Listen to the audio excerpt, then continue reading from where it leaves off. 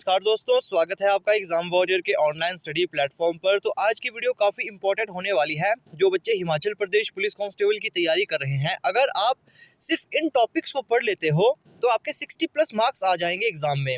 अब ये वो टॉपिक होंगे जहाँ से एग्जाम में क्वेश्चन आते ही आते हैं। अब देखिए, वक्त आपके पास कम है, तो अगर आप कम वक्त पर इन टॉपिक्स पर ज़्यादा ध्यान देते हो तो काफ़ी अच्छे मार्क्स आप ले पाओगे एग्जाम में। तो चलिए बात करते हैं सबसे पहले रीजनिंग की।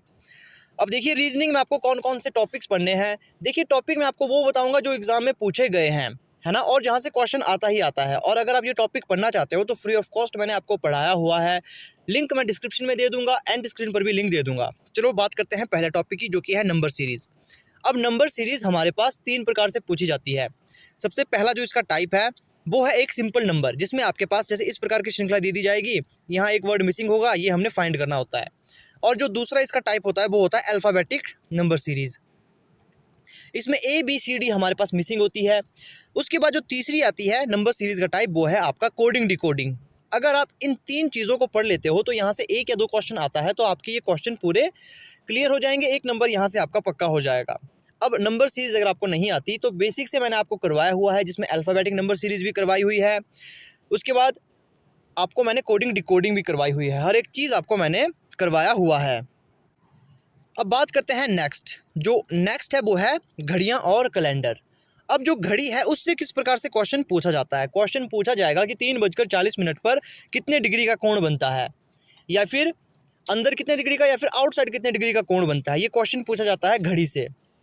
और कैलेंडर से आपका पूछा जाता है कि मान लीजिए 1945 15 अगस्त 1945 को कौन सा बार था। इस प्रकार से ये दोनों चीज़ें मैंने करवाई हुई है। और कैलेंडर की मैंने काफ़ी अच्छी शॉर्ट ट्रिक भी आपको करवाई हुई है, और घड़ी की भी काफ़ी अच्छी मैंने आपको ट्रिक बताई हुई है। घड़ी के साथ आपका एक और क्वेश्चन जुड़ जाता है, जो कि होता है मिरर। इसमें आपको जो घड़ी है उसका आपको बताना होता है कि मिरर में रिफ्लेक्शन है, उसमें कितना बज रहा है, या फिर पानी की परछाई में या पानी के रिफ्लेक्शन में घड़ी में कितने बज रहे हैं। ये सब टॉपिक करवाए हुए हैं। नेक्स्ट जो आपका टॉपिक है, यहाँ से क्वेश्चन पूछा ही जाता है, ये है डायरेक्शन का। डायरेक्शन भी आपकी 2 प्रकार से पूछी जाती है। एक तो सिर्फ आपकी डिस्टेंस पूछी जाएगी, और एक पूछी जाएगी आपकी डायरेक्शन, कि आप किस दिशा में हो।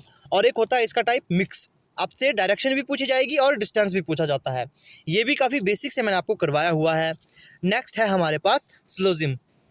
अब सिलोजिम आपके ज़रूरी नहीं पढ़े, लेकिन ये सिलेबस में है, तो सिलोजिम आपने पढ़ने हैं। काफ़ी इजी टॉपिक्स है ये सारे। सिलोजिम आप एक दिन में पूरा कवर कर सकते हो। सिलोजिम काफ़ी आसान है।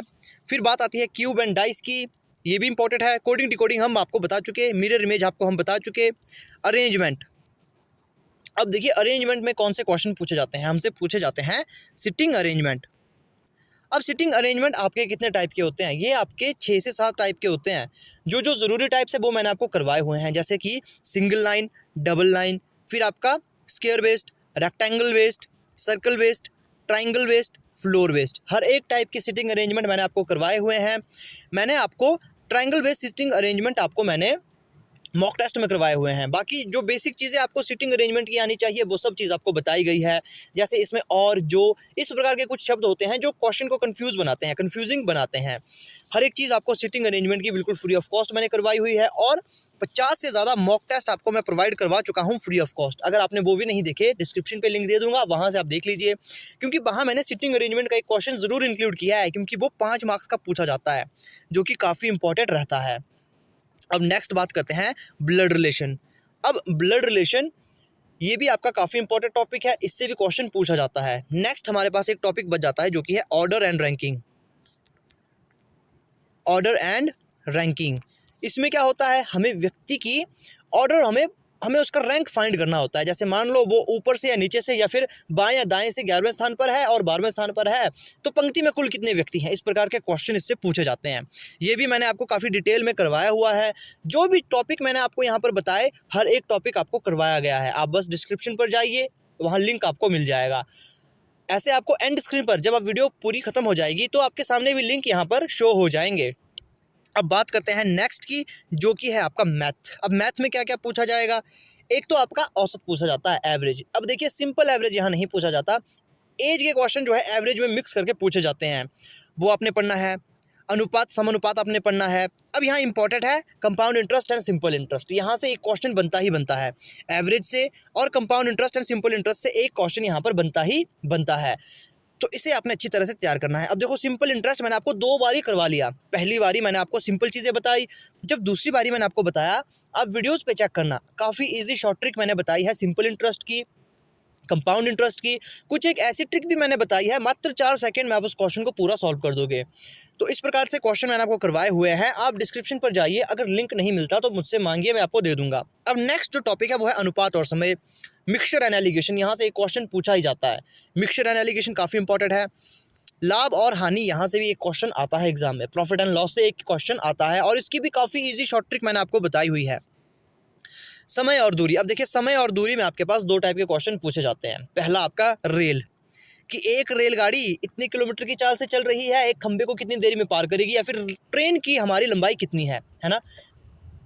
ऐसे क्वेश्चन पूछे जाते हैं। इससे हर एक टॉपिक क्लियर करवाया है। देखो ये आपको ना प्लेलिस्ट पर नहीं मिलेगा, इसके लिए आपको चैनल पर वीडियोस पर स्क्रॉल डाउन करते रहना होगा जब तक आपके पास ये रेलगाड़ी वाला क्वेश्चन नहीं मिलेगा, क्योंकि थंबनेल मैंने लगाया हुआ है जहाँ पर साफ साफ दिख रहा होगा कि ये रेलगाड़ी के क्वेश्चन इसमें करवाए हुए हैं, है ना। जिसको नहीं मिलता डिस्क्रिप्शन पे मुझे या फिर कमेंट सेक्शन पे मुझसे लिंक मांग सकता है।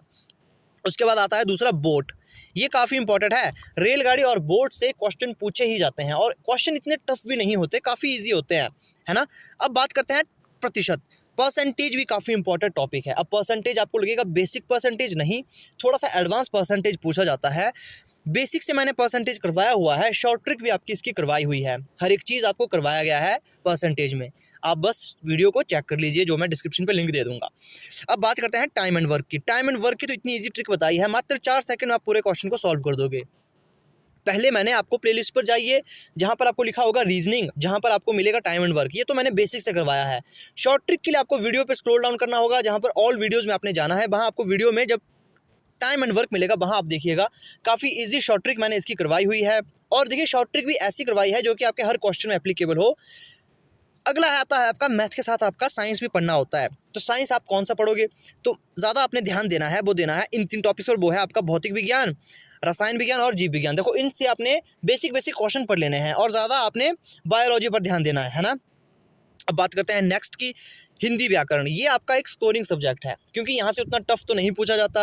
अब आपने यहाँ से क्या क्या पढ़ना है, आपने सबसे पहले पढ़ना है संधि, फिर आपने पढ़ना है समास, तत्सम तद्भव, पर्यायवाची, वाक्यांश या जिन्हें मुहावरे कहते हैं, क्योंकि यहाँ से एक क्वेश्चन बनता ही बनता है एग्जाम में हर बार।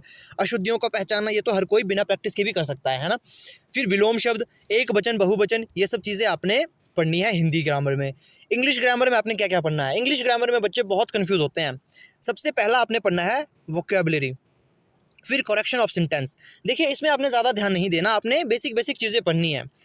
फिल इन द ब्लैंक्स, ये मोस्ट इंपॉर्टेंट है, क्योंकि ये सब चीज़ें आपकी इसी में इंक्लूड होगी। फिल इन द ब्लैंक्स आपने ज़्यादा पढ़ना है, क्योंकि फिल इन द ब्लैंक्स में आपका क्या क्या आता है, आपका पूछा जाता है एक तो आर्टिकल पूछा जाता है, मॉडल्स पूछा जाता है, प्रपोजिशन, और 5 से 6 मार्क्स के सिर्फ फिल इन द ब्लैंक्स ही पूछे जाते हैं। तो ज़्यादा प्रैक्टिस आपने फिल इन द ब्लैंक्स पे करनी है। आपने बेसिक से रूल पढ़ने हैं, अगर हो सके तो आपने रूल पर ज़्यादा ध्यान नहीं देना, लेकिन आपके पास अब समय कम है तो आपको अब ऐसे ही करना होगा। आपने हल्के से बेसिक रूल इसमें देख लेने हैं, क्योंकि रूल्स आपके सिर्फ एग्जाम में ही मदद करेंगे। ऐसे बेसिकली आपको रूल्स पर डिपेंडेंट नहीं रहना, लेकिन अब समय आपके पास कम है तो ये बात आप समझ रहे होंगे। अब आपको बेसिक रूल समझने होंगे फिल इन द ब्लैंक्स के। सिनोनिम और एंटोनिम, अब देखिए इस पर आपने ज़्यादा समय अपना बर्बाद नहीं करना। आपने इसमें कुछ एक रूट वर्ड्स होते हैं, आप देखोगे सिनोनिम और एंटोनिम याद करने के रूट वर्ड्स होते हैं कुछ, उस तरीके से आपने याद करना है। ज़्यादा इस पर रट्टा नहीं मारना, क्योंकि सिनोनिम और एंटोनिम काफ़ी वास्ट है, काफ़ी ज़्यादा क्वेश्चन इससे बन जाते हैं, तो इस पे ज़्यादा ध्यान नहीं देना। अगर सिनोनिम और एंटोनिम पढ़ रहे हो तो इसके रूट वर्ड आपने फाइंड करने हैं, जिसमें क्या होगा, एक रूट वर्ड मिलता है, उसके आप सिनोनिम एंटोनिम आसानी से ज्ञात कर सकते हो, जो कि याद करने में भी आसान रहते हैं। तो ये एक सही तरीका है इसको पढ़ने का। फिर एक्टिव एंड पैसिव वॉइस, बस इंग्लिश में आपने इतना पढ़ना है। अब बात करते हैं जीके में, कि जीके में क्या पढ़ा जाए। देखो सबसे पहले आपने एचपी की हिस्ट्री पढ़नी है, एचपी की आपने हिस्ट्री पढ़नी है। मेन आपकी डिस्ट्रिक्ट की, जैसे सिरमौर हो गई, चंबा, कांगड़ा, कुल्लू, इस प्रकार के आपने हिस्ट्री पढ़ ली, जो मेन डिस्ट्रिक्ट है आपकी। फिर आपने रियासत एवं उसके संस्थापक पढ़ने हैं। आपने क्या पढ़ना है, रियासत व उसके संस्थापक, यहाँ से क्वेश्चन पूछा ही जाता है। फिर आपने यहाँ पर पढ़ना है एचपी की ज्योग्राफी। एचपी की ज्योग्राफी में आप क्या पढ़ोगे, नदियाँ, झील, उसके बाद आप पढ़ोगे कौन से किस डिस्ट्रिक्ट का ऊंचा पर्वत है, दर्रे आप पढ़ोगे, बस ये चीज़ आप अगर कर लोगे तो आपका यहाँ पर एचपी का जो पूरा क्लियर हो जाएगा। फिर आपने पढ़नी है विद्युत जल परियोजनाएं कि कौन कंपनी किस विद्युत परियोजना को चला रही है, कौन सी विद्युत परियोजना किस नदी पर बनी है, सहायक नदियाँ, ये सब चीज़ें आपने पढ़ लेनी है और ग्लेशियर आपने पढ़ लेने हैं। फिर बात आती है इंडियन हिस्ट्री की। इंडियन हिस्ट्री में आपने ज़्यादा नहीं जाना, डीप में नहीं जाना, आपने मॉडर्न हिस्ट्री पढ़नी है इसकी, है ना। आपने इसकी मॉडर्न हिस्ट्री पढ़नी है।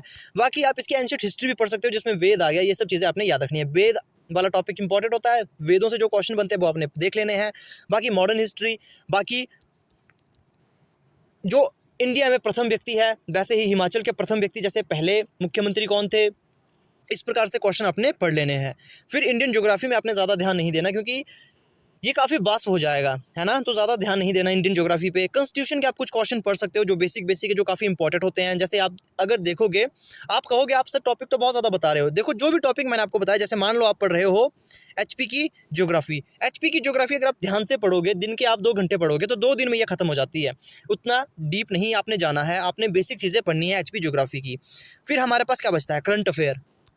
अब करंट अफेयर आप कैसे पढ़ो, अब हम डेली पढ़ें, वीकली पढ़ें कि मंथली पढ़ें। देखो डेली पढ़ोगे तो वो ज़्यादा बल्कि हो जाएगा, मतलब वो काफ़ी ज़्यादा हो जाता है और पुलिस कांस्टेबल में हमें इतना भी नहीं चाहिए, हमें पढ़ना होगा वीकली करंट अफेयर आप तैयार करो अपने। मंथली भी नहीं जाना है क्योंकि मंथली में फिर आपके पास ज़्यादा ही पढ़ने को हो जाएगा करंट अफेयर, तो इससे बेहतर है कि आपने वीकली पढ़ना है। और कितने आपने पढ़ने हैं, तो आपने पिछले 6 महीने का करंट अफेयर पढ़कर जाना है। पिछले 6 महीने का करंट अफेयर आपने तैयार कर जाना है, उसी से क्वेश्चन आपके बनेंगे। तो ये थी आज की वीडियो। आई होप आपको ये वीडियो अच्छी लगी होगी क्योंकि इसमें काफ़ी अच्छी इन्फॉर्मेशन मैंने आपको बताई है। वही टॉपिक्स मैंने बताए जहाँ से आपके एग्जाम में क्वेश्चन पूछे जाते हैं। अब देखो रीजनिंग और मैथ और हिंदी ये आपके स्कोरिंग सब्जेक्ट है। अब आप कहोगे सर आपको कैसे पता, यहाँ से ही एग्जाम में आपके क्वेश्चन आएंगे। ये बेसिक सी बातें हैं जो आपके पास यहाँ सिलेबस दिया गया है। रीजनिंग और मैथ में हर साल यहीं से क्वेश्चन पूछे जाते हैं। Sitting arrangement, profit and loss, time and work, direction distance, फिर नंबर सीरीज़, इसी प्रकार से आपके क्वेश्चन यहाँ से पूछे ही जाते हैं। और ये स्कोरिंग सब्जेक्ट क्यों है, क्योंकि यहाँ पर जो सब्जेक्ट्स के हमारे पास क्राइटेरिया वो काफ़ी कम होते हैं। जीके के मुकाबले क्राइटेरिया इसका काफ़ी कम है, मतलब छोटा है। जीके अगर आप पढ़ने लगोगे तो देखिए आपके पास चाहे 1 साल भी हो, जीके आपका कभी ख़त्म नहीं होता, है ना। ये चीज़ आप मानते हो, जीके बहुत ज़्यादा होता है। लेकिन रीजनिंग और मैथ चुनिंदा सब्जेक्ट है जहाँ से क्वेश्चन आते हैं। तो एक अगर आप देखिए सबसे ज़्यादा समय लेगा टाइम एंड माफ़ी कीजिएगा सिटिंग अरेंजमेंट, सबसे ज़्यादा समय वही लेता है। बाकी अगर आप 2-3 दिन अगर ध्यान से पढ़ोगे तो वो टॉपिक आपके क्लियर हो जाएंगे क्योंकि आप पुलिस की तैयारी कर रहे हो। ज़्यादा डिटेल में नहीं जाना, हाई लेवल के क्वेश्चन नहीं करने, और ऐसा भी नहीं है कि आप बेसिक लेवल के ही क्वेश्चन कर रहे हो। तो जो मिड में क्वेश्चन आते हैं वो आपने तैयार करने हैं। और वैसे ही क्वेश्चन की मैंने आपको पूरी प्रैक्टिस करवाई हुई है। मॉक टेस्ट में मैंने वैसे क्वेश्चन इंक्लूड किए हुए हैं। जब मैंने आपकी क्लास लगाई थी, जब मैंने आपके जो फ्री कोर्स आपके शुरू किए थे, तो वहाँ पर भी आपके मैंने पुलिस के लेवल को मद्देनज़र रखते हुए ही आपके क्वेश्चन करवाए हुए हैं। तो एक बार आप वहाँ पर ज़रूर विजिट कीजिए अगर आप हिमाचल प्रदेश पुलिस कांस्टेबल की तैयारी कर रहे हो, क्योंकि यहाँ पर आपको सिर्फ फ़ायदा ही होगा, क्योंकि नुकसान तो आपका कुछ है नहीं। बिल्कुल फ्री ऑफ कॉस्ट आपको हर एक टॉपिक करवाया गया है। तो आई होप आपको वीडियो अच्छी लगी होगी, इसे शेयर आपने ज़रूर करना है। तो मिलते हैं आपसे नेक्स्ट वीडियो में।